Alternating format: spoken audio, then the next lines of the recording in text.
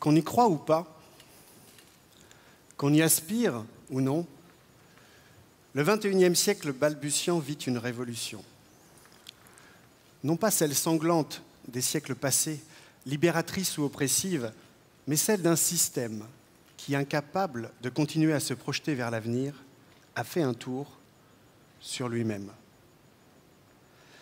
Qu'on y croit ou pas, qu'on le craigne ou non, en 2030, on aura franchi un certain nombre de tipping points, ces seuils critiques au-delà duquel l'irréversibilité est engendrée. En 2030, on sera à 8 milliards aidés, il n'y aura pas assez de lithium pour tous nos portables, il n'y aura pas assez de pétrole pour toutes nos voitures, et il n'y aura plus de gaz à tous les étages. Alors face à cela, on peut se cacher les yeux, on peut ériger des murs, ou alors on peut en profiter pour réinventer sa vie. On se trouve ainsi à la jonction entre deux mondes. Un monde ancien qui montre partout les signes de son obsolescence, pétri par une croyance dépassée, celle d'une croissance infinie dans un monde fini, et un monde d'après, affleurant et pluriel, émergeant de toutes parts, mais qui peine encore à trouver sa cohérence. Un monde ancien se meurt, un nouveau monde tarde à apparaître, et si, comme le dit le poète, dans ce clair-obscur apparaissent des monstres, force est de constater également que des explorateurs y prennent le large. Des créatifs culturels, pour sûr, ces créateurs de culture que Paul Ray et Shirley Anderson ont révélés et qui pourraient représenter 25 à 30% de la population des pays industrialisés. Des acteurs de changement ouverts à l'écologie, aux valeurs féminines, à la solidarité, au partage, au développement intérieur et surtout, qui n'acceptent plus d'être en contradiction avec eux-mêmes. Des amateurs de TED aussi sans doute, empreints de culture Y, ces valeurs de connectivité, d'inventivité et d'impatience aussi parfois. Mais des pionniers, ouverts et bienveillants, désireux de réhabiliter demain parce qu'ils savent que la dernière terre vierge qui nous reste ici et maintenant à explorer, c'est le futur. Il en est ainsi des rêveurs de possibles, prospectivistes, militants du temps long dans les décisions présentes, ils veulent dépasser l'anxiété généralisée et travaillent à côté d'artistes pour donner à voir demain à l'aune de ce qui pourrait être de mieux, bien convaincus, comme le dit le penseur, que l'avenir ne se prévoit pas, mais bien qu'il se prépare. Il en est ainsi des compteurs d'immatériel, comptables de leur état. Ils créent des nouveaux indicateurs pour de nouvelles réalités. Et ils essayent de monétariser les services rendus par la nature. Ils savent vous dire combien il faut d'êtres humains avec une pipette pour polliniser chaque fleur une à la place des abeilles qui le faisaient naguère et qui auront disparu. Mais ils savent vous dire aussi, en calculant le capital immatériel de l'entreprise, quelle est la vraie valeur des entreprises. Et ça change pas mal le regard. Il en est ainsi des artisans du libre, accros à l'économie du don et du partage, grands amateurs de bidouille camp, ils croient en une intelligence collective globale qui pourrait dépasser le système pyramidal de nos sociétés si inadapté aux enjeux du siècle. Et ils montrent, par une pratique régulière et quotidienne, qu'un modèle agile, avec une collaboration qui dépasse la concurrence, peut créer de la valeur.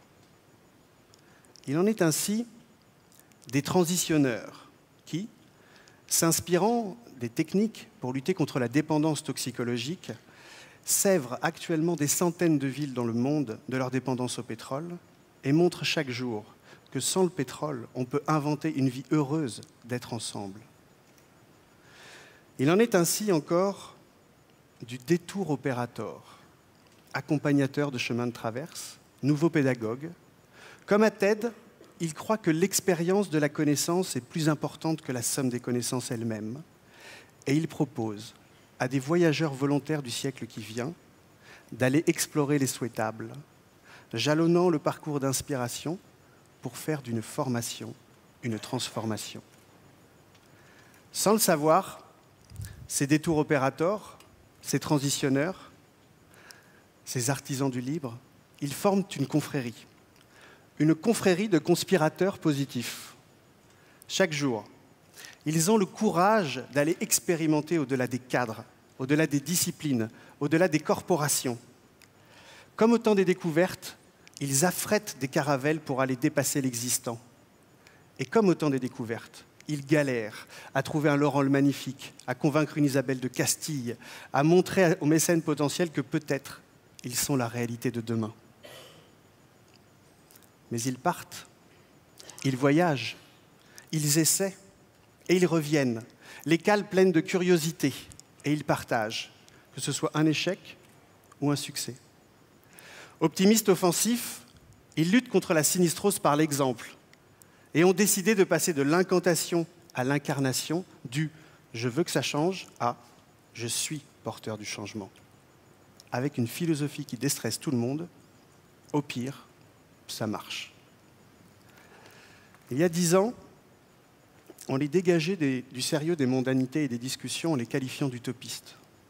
Aujourd'hui, on les convoque pour les mêmes qualités devant des nobles assemblées et on les reconnaît porteurs d'innovation. La première des bonnes nouvelles, c'est que le regard du monde a changé.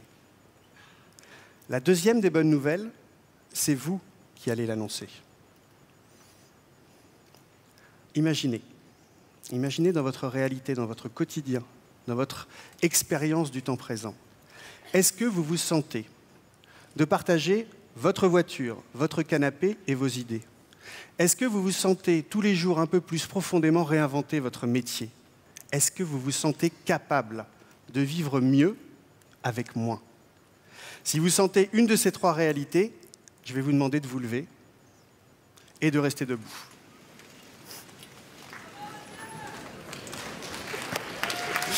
Voilà.